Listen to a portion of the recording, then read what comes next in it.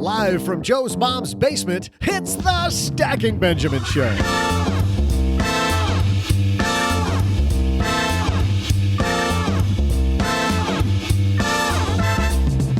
Happy Friday, everyone. It's Joe's mom's neighbor, Doug, and on today's show, we have, from the Afford Anything podcast and award-winning blog, Paula Pant. And from the award-winning blog, lenpenzo.com, it's Len Penzo. Come on, people. Who the hell else is it going to be? And rounding out today's trio of greatness, please share a warm welcome with the basement's special guest from the award-winning Money for the Rest of Us podcast, David Stein. Now here he is, the guy who cashed in his golden ticket to settle in his mom's half-finished basement in Texarkana, Joe Saul-Sehy.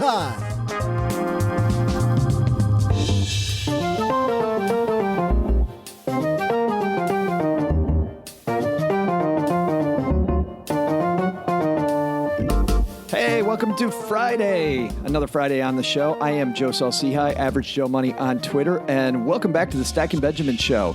Got a fantastic episode, and if my voice sounds a little different, well, that's because I'm not recording this from the basement today. I'm actually in northern Michigan. I decided that as one of my goals, I love Texarkana, but I wanted to beat the heat, and so for a couple weeks, I'm in Frankfort, Michigan. By the way, thanks to everybody who came and hung out with us last week. We had a fantastic meetup, had a great time meeting some other basement dwellers, and generally just had a fantastic time. And you know what else is a great time? Heading to stackingbenjamins.com/magnify money, because when you go to Magnify Money, guess what happens? You find out that checking account you use, not that good. That savings account you're using, could be a lot better. And all those financial products you use, not exactly the best in class. But Magnify Money has them all. In fact, a recent study showed that Magnify Money has over 92% of the products available. And the next best comparison site, just around 60%. So why not go where all the stuff is when you're deciding on a better debt strategy, a new banking tools, whatever it might be? stackingbenjamins.com/magnify money. Great show today. Hey, we're not doing a fintech segment today. Long story there. I'll share it with you later. But let's get this party rolling, huh?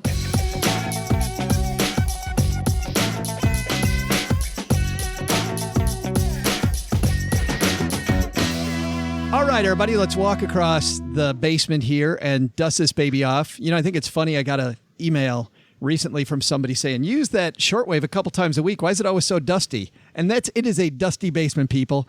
And I'll tell you, this thing apparently attracts dust. But it also attracts, how about that for a segue, from Las Vegas, Paula Pant from Afford Anything.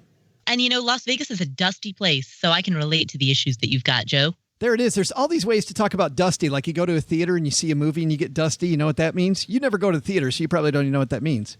Yeah, no, is that a phrase, like a colloquialism that I'm unfamiliar with? Yeah. It means that there might have been a little sad part in the movie, but you're pretending it wasn't sad. There's just some dust that got in your eye. Oh, right. I have heard that, I think. You can neither confirm nor deny that you've heard that phrase. And it sounds modestly familiar. Let's see if this guy can confirm or deny that phrase. I don't even know. That's a horrible segue. In Los Angeles, California, from lenpenzo.com, Len Penzo. Joe, you need a proper air circulation system. We'll talk after the show. I'll tell you all about it, what I've got in the bunker. Absolutely pristine, not a speck of dust anywhere. I can hear this now. For a small fee, Joe, I will share with you. Didn't last week you were the one that was charging me right and left? Weren't you charging me right and left for all kinds of stuff? I wanted to, but no, not yet. That bill hasn't reached your house yet, has it? Okay, no. I hope not. Not yet. Because all of a sudden, then Len's not taking my call anymore. Yeah, and a guy who's wondering why he took this call. How about that, Len? Huh? There's my first good segue of the whole show. From the awesome Money for the Rest of Us podcast, Mr. David Stein. Hey, it's good to be here. Thanks for having me back. I'm so glad you could be here because the property values, David, always go up when you're here. But for people that don't know Money for the Rest of Us, tell us what you do. I teach about money, how it works, and how to invest it via podcast and YouTube channel. Awesome. And how's the YouTube channel going? Because that's not as old as the podcast, is it? I'm a month in. YouTube algorithm, it's something you have to do for a year before you get any traction. So it's a great place to do videos that nobody watches. We're 3 weeks in, and all we do is put the podcast there now. And I have to tell you, all three of our fans that watch it on YouTube are our favorite fans. Yeah, there you go. Yeah, well, I did put the podcast up for a while, but I thought, no, I'm going to do it. If I'm going to do a video, I'm going to do it right. I'm going to put my talking head and I'm going to do videos. So that's what I do twice a week. Scares the heck out of me, but better you than me, man. Well, let's jump into these. We're going to start off with the dailymail.com, a UK piece. Russian billionaire, but this isn't about the UK. This is about New York City. Listen to this. Russian billionaire anchors his 370-foot super yacht right in front of the Statue of Liberty for months, so he doesn't have to pay the thousands of dollars a day it would cost to dock his vessel. Paula Pant, say it ain't so. Why would somebody do that? Apparently, as you just said, Joe, apparently the laws state that he's allowed to, and it's cheaper for him to put it there than it is to dock it elsewhere. So seems to me like he's just following the way the rules are written. Doesn't it seem like there's some headlines coming, though, like the court of popular opinion going to be totally against this guy? Or does that even matter? I kind of think this is just a clickbait article that nobody's really paying attention to unless you're like really bored and sitting around a dusty basement in Texarkana. So I don't think that's the case at all, Len, because all I've heard about the last couple of weeks is this guy and his yacht and about how from many vantage points around New York, like you go to visit New York City, you want to see the Statue of Liberty, and instead you got this guy's yacht. Yeah, you know what's irritating? He's allowed to do that, but look, this guy's a billionaire, and you know what I like about it is, hey, he's thinking, he's found a way not to spend money. Now, let's put this in perspective. He's a billionaire. I don't know if he's a 10 billionaire or 100 billionaire, but let's say he's a 10 billionaire, right? And I think the fees for this is like a few $1,000s a day if he parked his yacht in the proper place in the harbor. So, I mean, what is that? That's for somebody who's making like $50,000 a year. It's like $1 or $2 a day, something ridiculous like that. But it just goes to show you, if you have your principles about not wasting money if you don't have to, hey, it doesn't matter what you make. So, David, you on that train that this is just a clickbaity piece and the guy's following the rules? If somebody wants the rules to be different, they should make them different? Well, I thought it was a great article to learn about photography perspective because there's 5 pictures. Some of them, it looks like the yacht is 10 feet away and others 2 miles. And so it's kind of a no big deal. I mean, it's kind of cool to see a yacht. You could actually get a nice picture of Manhattan with a beautiful yacht in the frame. So if you're on, where the Statue of Liberty is. So it's kind of clickbait. But is this guy, to Len's point, is this guy a billionaire? You think, like Len seems to be asserting, he's a billionaire because he takes care of his pennies? Like to him, this is just pennies, but he takes care of his pennies. His friend gave him the yacht, right? And no, it appears that he took advantage of the opportunities, i.e. little sketchy opportunities after the fall of the Soviet Union. And that's how he got his wealth. But maybe he got it. Honestly, maybe not. I have no idea. But there was a lot of shady things going on after the Soviet Union fell. It sounds like he had some good connections and continues to have them because they're giving him $300 million yachts as presents. But not let me just say for the record, I didn't assert that he became a billionaire by being cheap. For one thing, you can never build wealth by being frugal. That's there's a limit to how frugal you can be. But I will say that this guy, I'd say he's the same as Warren Buffett's kind of the same way. Buffett is very modest in his spending. The is he the richest or second richest guy in the world? I can't keep track anymore. But the guy still drives an old car, and if you've looked at his house, I think he lives in the same house he's had since 1957. So it kind of breaks. But Buffett has some emotional intelligence, right? I mean, there are unwritten rules of society, and one apparently is you don't park your yacht next to a national monument and leave it there, right? So I think there's something lacking on the billionaire's part. Now, he's a cheapskate. We'll leave it at that. Paula? Well, I think the question is whether or not any boat of that size should be allowed to park in that location. And whether that boat is owned by a billionaire versus owned by a cancer charity is just flinging arrows. So meaning that the reason we're flinging arrows is because of who he is? I think so. I think that the fact that we keep bringing up that he's a billionaire is a little bit of like, let's hate the rich. rather than discussing the actual issue at hand, which is that there is a boat parked in a particular location that some people find to be inconvenient. But doesn't it seem like this guy is saving, even though to Len's point, this is just pennies for him, Paula, he's saving pennies by following this silly rule, because to David's point, if he had some emotional intelligence, he might realize that there's going to be a lot of clickbait articles about this, and sure enough, there is. Well, again, does the identity of the person make a difference? Would it be different if this boat were owned by a charity? Well, I don't think so. No, and I don't know what maritime culture is, right? Maybe it's okay to park your boat in the middle, right there. I don't own a boat, so I have no idea. But the article makes it sound like it's not an appropriate thing to do for anyone to just park their boat, near the Statue of Liberty. Well, it's not illegal. It's not illegal. I know. Well, no, but it's an unwritten rule, right? Not everything has to be illegal. Some things just aren't good etiquette. Yeah, it's not illegal to sit on the table at dinner, Len, and you still do it all the time. That's true. It's not good etiquette to fart in church either. I do that too. You do that constantly, right? and then you point at the honeybee right after. Len is redefining the word pew. Paula's here all week, folks. Tip your wait staff. Oh, man. I think that's a great place to leave this stinker of an article. Yes, good. I think you found a good exit there. Yeah. Let's go to a much more highbrow place, Morningstar.com. That's a good place to read. This is written by John Reckenthaler. How to get really rich. It says, inherit well, be contrarian, and live for a very long time. It seems to me, David, that when it comes to a lot of people that he's talked to that are wealthy, they started off a little bit wealthy and grew it from there. They got somewhat rich. It depends on what your definition of really rich. You want to get really rich, own a hedge fund or run an investment firm. Very few people got mega rich, billionaire rich through investing. They've got it through having a business, typically, often an investment business. But it was a fascinating article because there was things there. This particular investor, whose name eludes me right now. Hetty Green. Yeah. The so-called witch of Wall Street. Exactly. So grew her wealth at 7% over a 50-year period during a period of deflation. But the part that I found fascinating is one of her main investments was greenbacks, which was basically the first fiat currency that the U.S. government issued to fund the Civil War because the New York banks wanted 20% interest. And so they just issued paper money, not backed by anything, which, turned out to be at least short-term inflationary, but in some ways a pretty risky investment, but it paid off.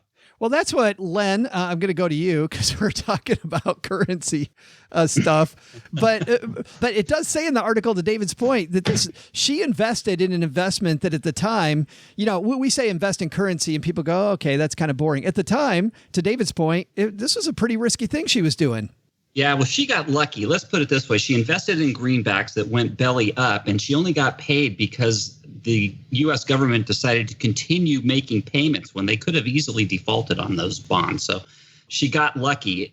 That was highly speculative at the time for what she did. But I want to correct something to this guy. It really irritates me with this guy. He went in there and he's knocking the fact that there was no inflation, and he's not giving any credit to the gold standard at the time for being it. He said it has nothing to do with the fact that there was no inflation at all during that 50-year period between the end of the Civil War and the introduction of the Fed in 1913, when that had everything to do with the dollar holding its value that entire time, because they couldn't print more than they had in gold. At least they could, but they couldn't get very far away from that. So it was very disingenuous for him to say it had nothing to do with the gold standard. Okay, I got that off my chest, Joe. Yeah, but still, I want to go back to the speculative part of what you're talking about. Do you think that's what it takes to become wealthy? I mean, the headline in this article was how to get really rich. And is that the point? Speculate and win? If you want to get ridiculously rich, I think, yes, you have to speculate. I mean, let's face it, Joe, right? Risk and reward are closely tied together. So, and you don't always end up on the good side of the outcome. But if you want to make ridiculous returns, you got to take ridiculous risks. So, yeah. But Paula, which risk is the one to take? The one that Miss Green took in this article with greenbacks, or is it, to David's point, you need to own a business? Well, I think that a way to make a risk less risky is by having knowledge about it. And regardless of whether you're owning a business through, a hedge fund or private equity or venture capital, or if you are doing what Hetty Green did, which is, invest in greenbacks and invest in fiat currency at a time when people found that risky. Like, regardless, I think what both good investors would have in common is that they remove risk by having a lot of knowledge about both the industry/asset class that they're involved in, as well as the timing of when they make their moves. I want to ask about 3 points this gentleman gives to Green's methods. Number one, find securities that had true ongoing value. When he talks about that, David, assuming you agree with that, what type of securities are those that you're looking for? Well, she was an asset allocator. I mean, it sounds like she wasn't necessarily buying in individual companies. She was buying assets that had an income stream, and she would often buy them when people were fearful, which is a great way to invest. I mean, in terms of a lot of the things she did, I fully agree with, including having cash so that you can have some dry powder when opportunities arise. So you're not fully invested in the market at all times, because sometimes it's appropriate not to be completely invested so that you have both a margin of safety plus a cash cushion to take advantage of opportunities when they come. Do you agree with that, Paula? Absolutely. I think, and as this article says, part of Hetty Green's strength was that she had liquidity, because when there is a pullback or when there's a bust, it does no good to have to sell assets in order to generate the cash that you could use to take advantage of the fact that the market is bottoming out. She never had to do that. She always had the cash on hand to be able to come in at the bottom. But don't you stay fully invested? No, I have a bit of a barbell strategy where my investments are all equities, but I also have a major cash position. Yeah, and Len, you're keeping tons of cash underneath your mattress, right? Yeah. Hey, let me just say this. She kept cash back then. Again, this was a very stable financially in terms of the currency was holding its value. As a matter of fact, it was gaining value over time. Over that entire 50 years she was holding cash, her cash was earning, the purchasing power was increasing. Not a lot, but over time, the dollars she had in cash, if she was to hold them for 50 years, actually the purchasing power doubled over that 50 years. So just because of the deflationary effects, I actually looked at the Fed at their stats. For those 50 years between the end of the Civil War and 1913, the inflation, it was negative. So it was deflationary by 1.13%. Which was quite amazing. Yeah. When do you see yourself swooping in this market with cash, Len? Like, what are some of the factors you're looking for besides nuclear winter? Yeah. Okay. Well, you know where I'm coming from, Joe. Sure. I'm swooping in when there's a new currency. I think there's going to be a currency failure. But okay, that being said, I'm extreme. For most people, what I would do is you would again think ahead. Pick an entry point that you want to go in. So if you think real estate is going to be fairly priced when it loses 40% of its value, that's when I would swoop in, maybe 40%, 30%. You got to think about these things before they're happening. Just like you're supposed to have an exit strategy, you should have an entrance strategy too. Think ahead of time, and you've got to make those decisions for yourself. So again, I'm just telling people I'm extreme. I'm an extreme case. Think for yourself and do your own thing. Well, let's ask the pro. David, you did this stuff professionally. How do you decide entry point and exit point? Typically, for an entry point, you wait till something hits an extreme fear and then reverses. So, for example, right, master limited partnerships right now are down again as oil sells off. At some point, oil will bottom again and start the way back up, and you can pick up an asset class that's yielding over 7 to 8%, and then that's a good entry point. But most of the time, you don't do anything because right now the market's fairly valued, but trends are still positive. And so I'm primarily a buy and hold investor, but I'm looking for regime shifts where there's an economy, a recession or something that suggests it's time to reduce risk or take more risk. Well, but most of the time, you don't do anything. You got to be brave, though. I mean, David, I know you sound like you're old. Is old enough to have lived through the .com and the .com crash and the crash of the '08. I mean, it's scary when things are dropping. It really is.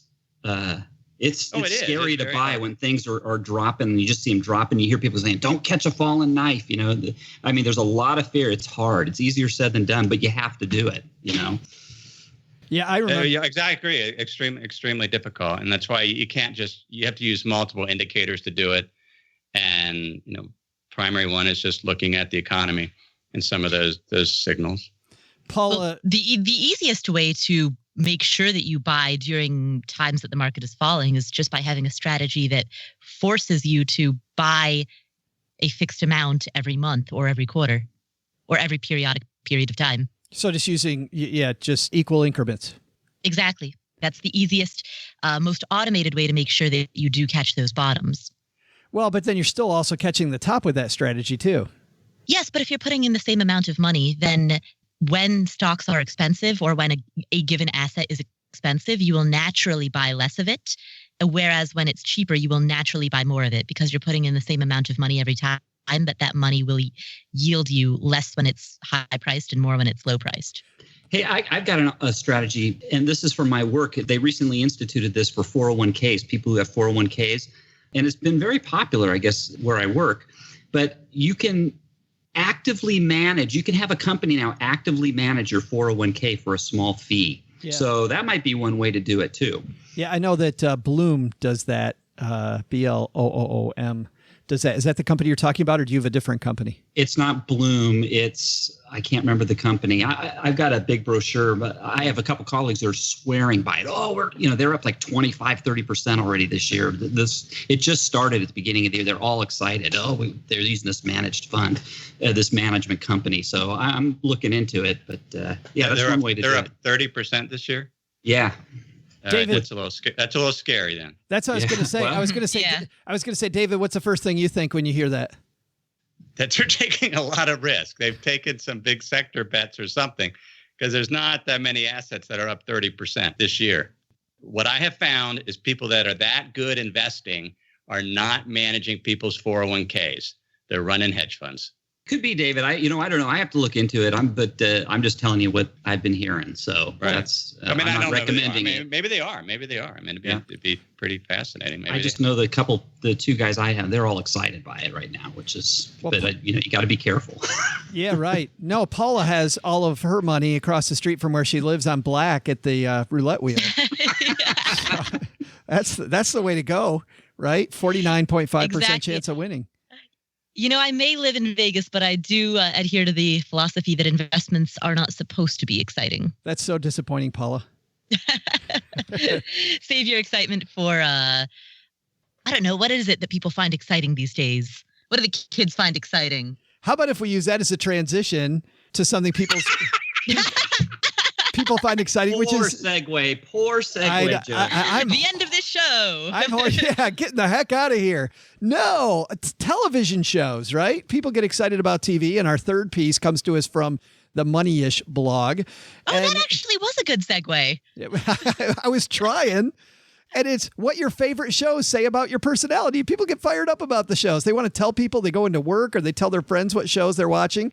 And I was curious. I don't really care about the piece because I think it's a puff piece where they're just talking about different TV shows. And I think it's even a sponsored piece by DirecTV. But it made me curious. I mean, we're all fans of money and investing. Do we get excited about shows about that? Or do we get excited about shows that turn off our brain? And very curious to find out about our panel and what they do. So, Paula, I know you're not a huge TV watcher, but when you talk television, what kind of shows would get you excited? Right now, my two favorite shows are The Simpsons and Game of Thrones. And what does that mean? Well, so I enjoy The Simpsons because it's funny. They're the only major show that I know that can make Hindu jokes, which I was raised Hindu, so I find that particularly funny. And they're always like they hit the nail on the head with it every time.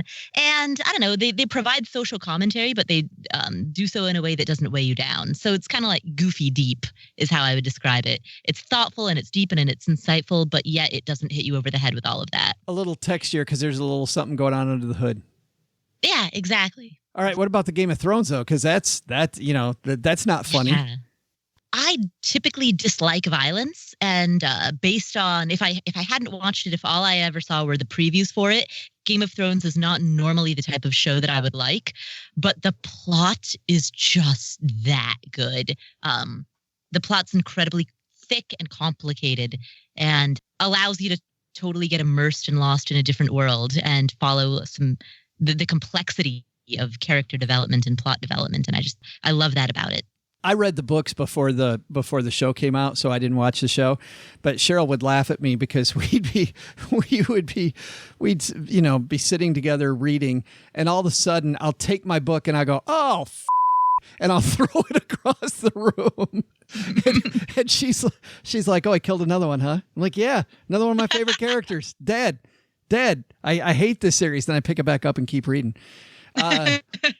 Len, what do you think Paula's favorite shows say about her? I don't know. I wasn't listening. Oh, that's great. I tune out until it's my turn. I'm sorry. I was looking at something. I wasn't listening to that part. You can throw that on the cutting room floor. Yeah, I think we're going to. All right. David, so what do Paula's favorite shows say about her, do you think? Yeah, I have no idea. I don't know Paula well enough to be able to say. Probably super intelligent. There you go. Kind. That's it. Aww. Yes. Doesn't like violence and likes Hindu jokes. That's what it says to me. Len Penzo, what are your favorite shows? I love Alone. I that show where they take somebody and they drop them off on the middle of Vancouver Island and they see how long they can live. They drop 10 people out there and they see who can live the longest alone. Would they get 10 items and that's it? I mean, it's like Survivor on steroids. That's one of my favorites. I like Locked Up Abroad. Locked Up. What is Locked Up Abroad? Yeah, that's where people. Oh, that's addicting too. That's where you see these people go to foreign countries and they get arrested and they go to a Turkish prison and it tells the whole story of what happened to them. It's that. And then you know what? When it comes to series, I just saw it for the first time like 3 years ago. Me and the honeybee, we binge watched this thing in like 2 weeks. The Breaking Bad series. Yeah. Oh my God, that was the best series I've ever seen in my entire life. Paula, what do those picks say about Len Penzo? Don't hold back, Paula. I mean, I would say, Joe, to your earlier question about do the panelists like shows that relate to finance and relate to like the stuff that we think about and talk about on a weekly basis, like during our work week or not? What I'm hearing from myself, what I'm hearing across the board is we like shows that allow escape. Yeah. But to Len's point, I mean, Len's dealing with some lone survivor issues here. Like being locked up in a prison, being thrown out on an island by myself. Like there's some kind of sadistic thing going there, don't you think? He's preparing for life in the bunker. Right. Exactly. Like I totally get where you're coming from, Len. It's like it's any day now. Any day. David, we're going to give the guest the last word on this amazingly intelligent discussion. What are your favorite shows? We cut the cord like 5 years ago, and I don't get any television. We have Netflix. Doctor Who is probably the only show I watch on occasion. I've watched Sherlock. I watch a lot of British shows, maybe because I don't know. They just seem, most shows are just boring, I find. I can't sit for them. Is it because, do you like the British sense of humor, the fact that that's a little different? No, I just somehow maybe the plot's a little more compelling. I did watch Parks and Rec. I mean, I binge watched that. That was probably the last good comedy that I have watched, a series. I think you're right, Paula. We're looking for escape, except Len, who's looking to be thrown in the Turkish prison. You pick these articles, you got no idea where they're going to go, and that one went right in the toilet. I think we're going to end it there. Let's talk about what's going on where you kids live. Paula Pant, what's happening at Afford Anything?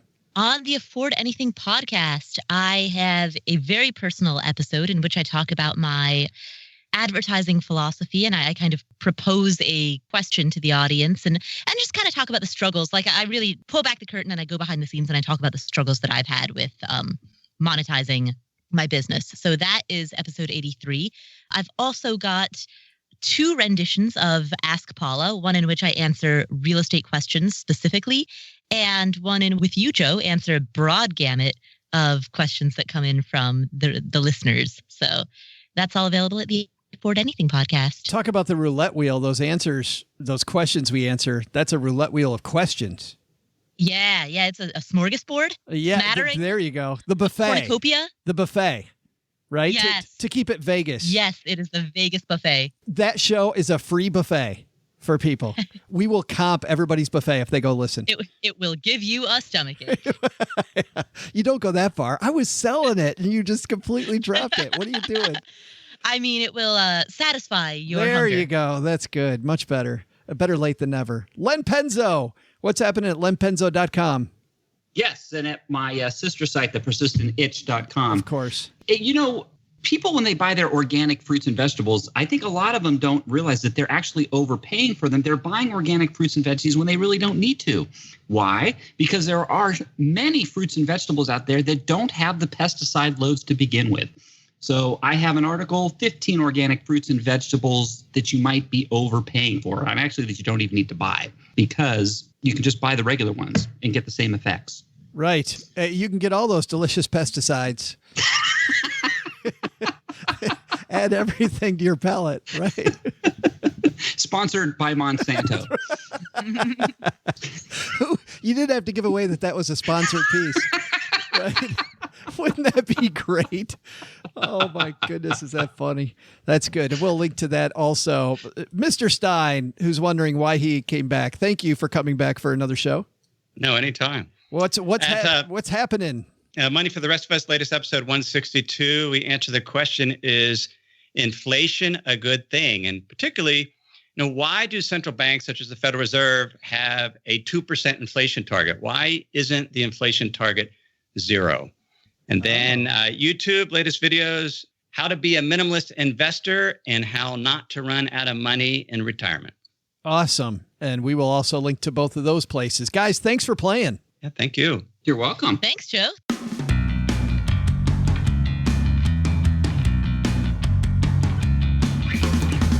Oh, and that's going to do it for today. Hey, got to tell you a little bit about our game that we're playing on the show. But before we get to that, just got to say a big thanks again to everyone who went to stackingbenjamins.com/magnify money when they're searching for better financial tools. Because when you go to stackingbenjamins.com/magnify money, guess what you find? You find that checking account, that savings account, and those debt products you use could be much, much better. In fact, let's go to Magnify Money right now and do our weekly search of savings account interest rates. So I just click over to Magnify Money, boom, click on savings accounts, boom, get personalized offers. The internet here is so slow. But we're up to 1.4. We've been at 1.3 for a long time. So 1.4 at Dollar Savings Direct. Magnify Money gives them an A for their fine print rating, meaning it's very transparent. $1 minimum balance, 1.4%. And then Live Oak Bank, 1.35%, $0 minimum balance. Not sure how that works. Also gets an A. And then CIT Bank at 1.3 gets a B, a little complex with their fine print, $100 minimum balance. And down from there, 1.25 for a few of them. See how easy that was? So if you're not getting 1.4, why not? stackingbenjamins.com/magnify money gets you there.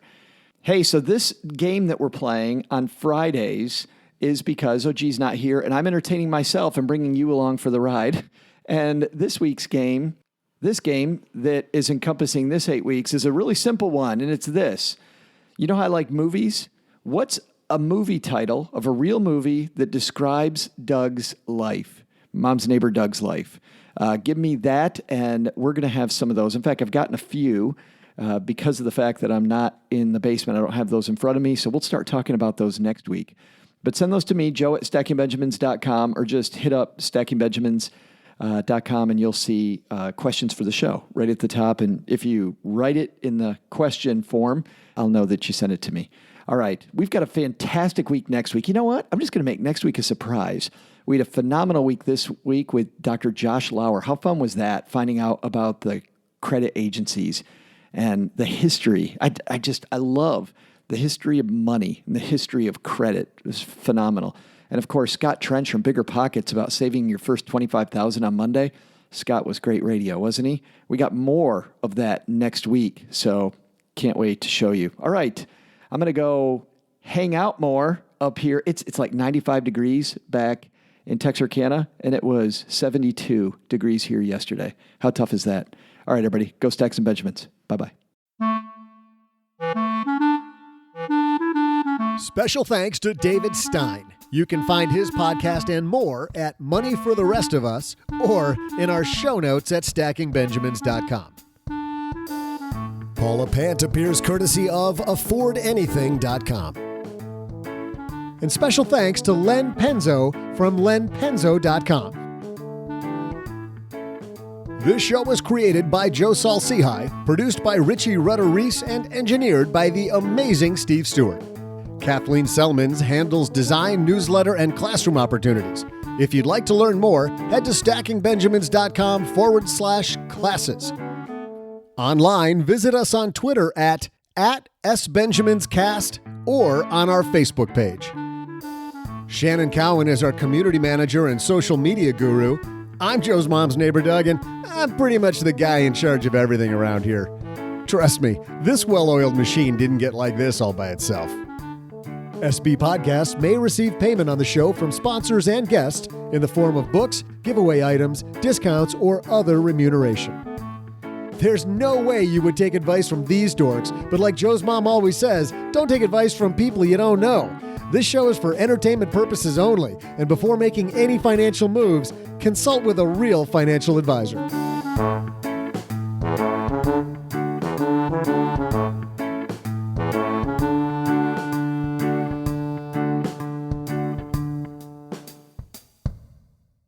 Wait!